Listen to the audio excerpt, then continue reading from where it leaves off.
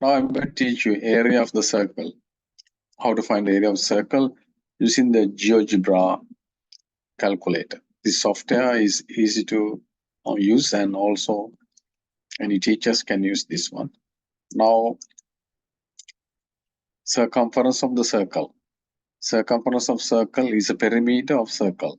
Now, when you walk along the surrounding edge,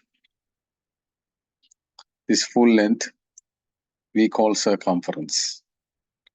And then what is the radius? Radius is from the center to the circumference. This length is radius. Now I clear this one. Now I'm going to show you graphically that how the area is generated.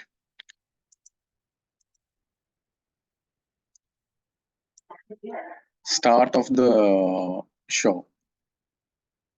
Now you can see that black line is the circumference, and the other we cut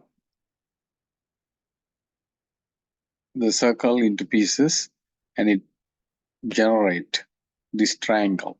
Then radius is the height, and this is circumference. And now I'm going to show you how to calculate the area. Area of circle is triangle formed.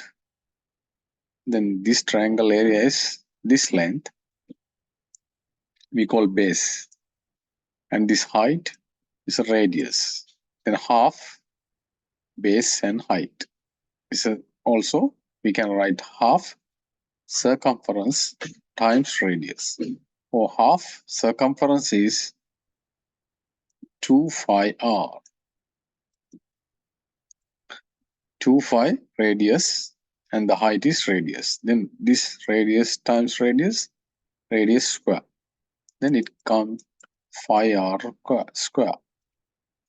Okay, now I can conclude this. Area of circumference, area of the circle is 5r square. That's what you want to know about.